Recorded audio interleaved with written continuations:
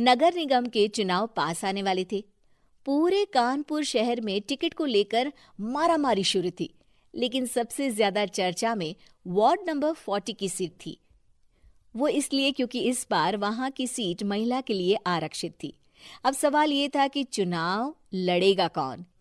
इससे पहले ठाकुर साहब वहां से पार्षद थे और इस बार उन्होंने अपनी पत्नी सीमा ठाकुर को टिकट दिलवाई और ठाकुर साहब की शान के कारण सीमा जी ने 20,000 वोटों से चुनाव जीत लिया। अरे बधाई हो सीमा भाभी, अब तो आप वार्ड की पार्षद बन गई हैं। अब तो हमारे काम आप ही करवाएंगी। अरे ये तो सिर्फ नाम की पार्षद बनी है, वो तो महिला सीट आ गई, वरना पार्षद तो मुझे ही बनना था। अब भले ही चेहरा इसका होगा, लेकिन पावर तो मेरी ही होगी। अरे वाह भाई साहब, क्या दिमाग लगाया है आपने भी। आइए आप लोग, खाना लगा दिया है सबके लिए। सीमा जी पार्षद बन चुकी थीं, फिर भी उनकी एक ना चलती।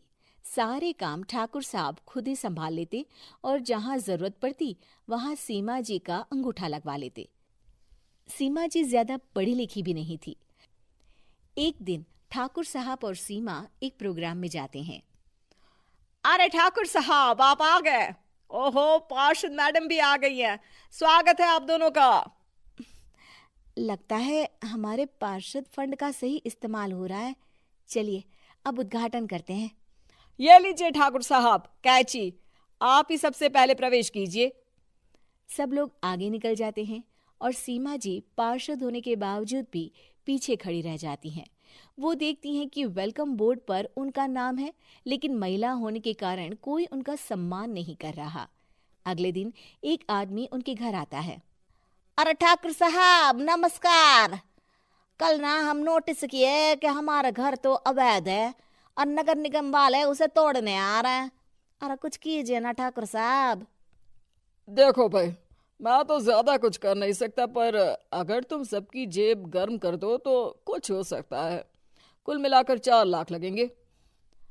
अरे 4 लाख ठाकुर साहब? अरे भाई, मैं अपने लिए नहीं मांग रहा हूँ। दरोगा है, इंजीनियर बाबू है, बड़े साहब है, सबको देना पड़ता है ना थोड़ा थोड़ा। बोलो है मंजूर? तभी वहां अचानक सीमा जी आ जाती हैं। अरे ये आप क्या कर रहे हैं? पहले इन्हीं लोगों से तो आपने वोट मांगे, अब इनसे ही पैसे ले रहे हो। अरे चुप रहो तुम। तुम्हारा काम है सिर्फ अंगूठा लगाना, तुम वही किया करो। मुझे दूसरे काम तुम मत सिखाओ, समझी?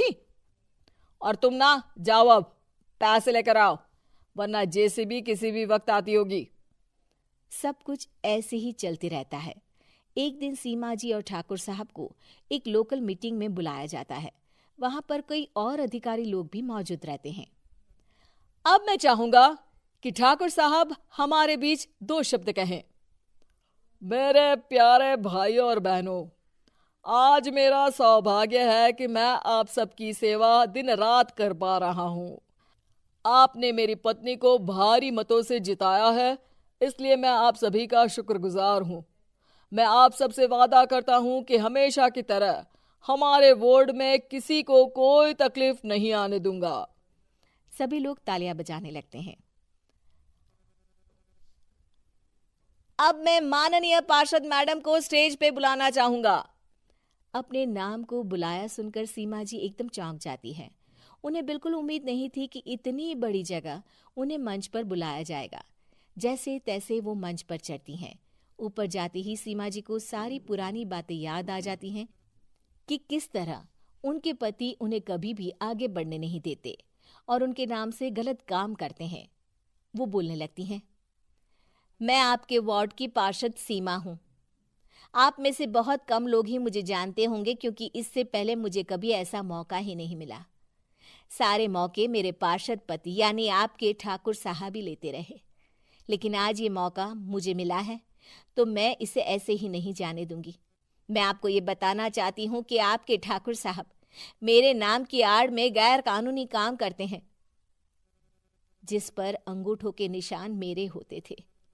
इसीलिए मैं अपनी गलती मानती हूँ और आज अपने पद से इस्तीफा देती हूँ, ताकि आगे से कोई गलत काम ना हो पाए। अब फैसला आप सबके हाथ में है कि आप हमें क्या सजा देना चाहते हैं। सीमा जी की बातें सुनकर ठाकुर साहब के चेहरे का रंग उड़ जाता है और वो शर्म से मुंह नीचा करके वहां से चले जाते हैं और पद से इस्तीफा देकर ही सही सीमा जी अपने आप में आत्मविश्वास महसूस करती हैं।